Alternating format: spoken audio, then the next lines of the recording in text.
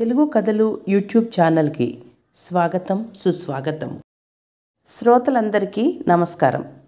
ఈరోజు చదవబోయే కథ ఆసరా.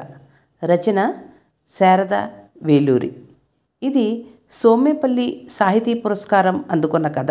మరి విందామా? ఒరే రాము, చదువుకోకుండా ఆ ప్రింటర్తో పనులేమిట్రా? పరీక్షలు అన్నావు, మళ్ళీ పరీక్ష రోజు కంగారు పడతావు ఏమీ రాలేదని మందలించింది రమ. వస్తున్నా అమ్మా అంటూ గబగబగా ప్రింటర్లోంచి పేపర్లు తీసుకుని స్కూల్ బ్యాగ్లో పెట్టుకున్నాడు. రాము 9వ తరగతి చదువుతున్నాడు. రమ శేషగిరిరావులకి రాము సుమ 2 పిల్లలు. సుమ 5వ క్లాస్ చదువుతోంది. శేషగిరి ఫైనాన్స్ కంపెనీ నడుపుతున్నాడు. బిజినెస్ బాగానే ఉంది. రాము సుమ కిరణ్ పబ్లిక్ స్కూల్లో చదువుతున్నారు. రోజు స్కూల్ బస్ వస్తుంది. ఇద్దరూ ఉదయం 8 గంటలకు బయలుదేరి సాయంత్రం 4:30కి ఇంటికి వస్తారు. స్కూల్లో పిల్లలందరూ లంచ్ టైంలో క్యారేజీలు తిన్నా మళ్ళీ కనకాయ కొట్లో కురుకురేలు, బిస్కట్లు, చిప్స్ తింటూ ఉంటారు. కానీ రాము సుమ వాటికి దూరంగా ఉండడంతో మిగిలిన పిల్లలు వీళ్ళని పిసినారి వాళ్ళగా చూస్తున్నారు. అయినా రాము ఏమీ బాధపడ్డు. నాకు మా మమ్మీ అన్నీ ఇస్తుంది, స్నాక్స్ కూడా రోజుకు ఒక్కొక్క రకం వస్తుంది, అందుకే నాకు బయట తినవలసిన అవసరం లేదు అంటాడు. రాము మధు స్నేహితులు. ఇద్దరూ బాగా చదువుతారు. ఆటపాటల్లో కూడా ఫస్ట్ వస్తారు. రాము పరోపకారి. కొంతమంది డబ్బున్న పిల్లలకి, చదువులో వెనకబడిన పిల్లలకి ప్రాజెక్టులో సహాయం చేస్తాడు. అంతేకాకుండా టీచర్స్ ముఖ్యమైన ప్రశ్నలు పీడిఎఫ్ రూపంలో ఇస్తే వాటిని కూడా ప్రింట్ చేసి ఇస్తాడు. బయట కంటే ₹1 తక్కువకి చేయడంతో ఇక బయట చేయించుకోవాల్సిన అవసరం లేదు పిల్లలకి. దాంతో పిల్లలందరూ రాము చేత ప్రింట్ చేయించుకుంటారు. బాగా పేదరికంలో ఉన్న పిల్లలకి ఫ్రీగా చేసి ఇస్తాడు. మిగిలిన వాళ్ళ దగ్గర డబ్బులు తీసుకుంటాడు. ఈ డబ్బు ఇంట్లో ఎవరికీ తెలియకుండా ఒక చిన్న పెట్టెలో పెడుతున్నాడు.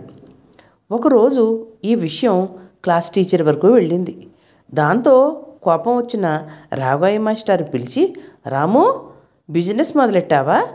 చదువుకునే వయసులో ఇటువంటి పనులు ఏమిట్రా?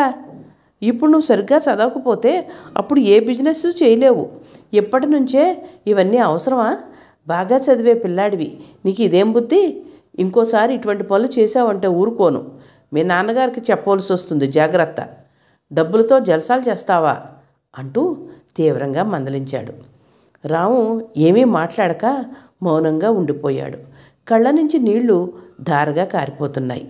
అందరిలోనూ రాము అవమానపడడం తట్టుకోలేక మధు లేచి నిలబడి, సార్, మీరు అనుకున్నట్టు రాము జల్సాలు చేయట్లేదు అంటూ రాము స్కూల్ బ్యాగ్లోంచి కొన్ని రసీదులు తీసి మాస్టర్కి ఇచ్చాడు. విషయం అంతా చెప్పాడు. మాస్టర్ ఆశ్చర్యపడి రాముని అభినందించి హెడ్ మాస్టర్ దగ్గరికి తీసుకెళ్ళి విషయం చెప్పారు. హెడ్ మాస్టర్ ఆనందంతో, నువ్వు విద్యార్థులందరికీ ఆదర్శప్రాయంగా ఉన్నావు. ఇంత చిన్న వయసులో ఇంత మంచి ఆలోచనలు రావడం చాలా గొప్ప విషయం రాము. నాకు ఇంత ఐడియా ఎప్పుడూ కూడా రాలేదు.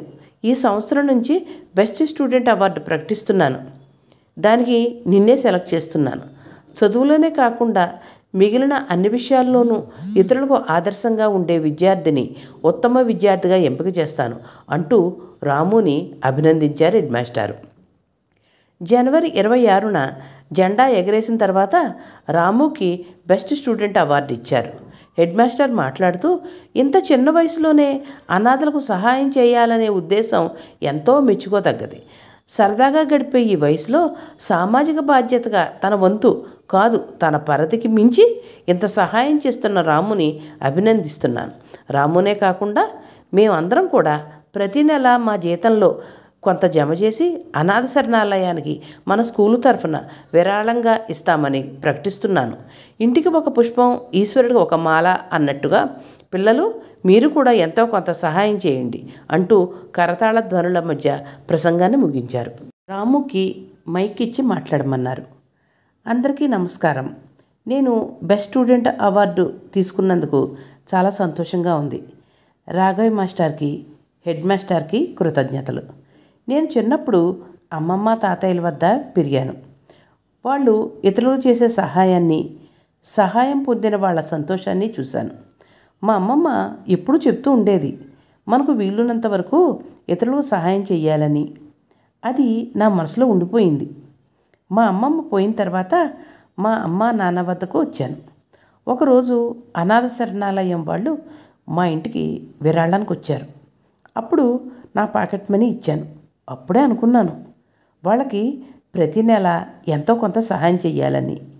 అందుకే ప్రింటర్లో పేపర్లు తీసి మా ఫ్రెండ్స్కి ఇచ్చి వాళ్ళు ఇచ్చిన డబ్బు నా దగ్గర ఉన్న పాకెట్ మనీ అంతా కలిపి ప్రతి నెల అనాథ శరణాలయానికి ఇస్తాను. మీరు కూడా ఇతరులకు సహాయం చేయడంలో ఉన్న తృప్తిని పొందవలసిందిగా కోరుతున్నాను అంటూ ముగించాడు. ఉత్తమ విద్యార్థి రాముని అందరూ అభినందించారు. కథ సమాప్తం. ఈ కథ మీకు నచ్చినట్లయితే మరిన్ని కథల కోసం మా తెలుగు కథలు యూట్యూబ్ ఛానల్ని లైక్ చేయండి, కామెంట్ చేయండి, షేర్ చేయండి, సబ్స్క్రైబ్ చేయండి. ఉంటానండి.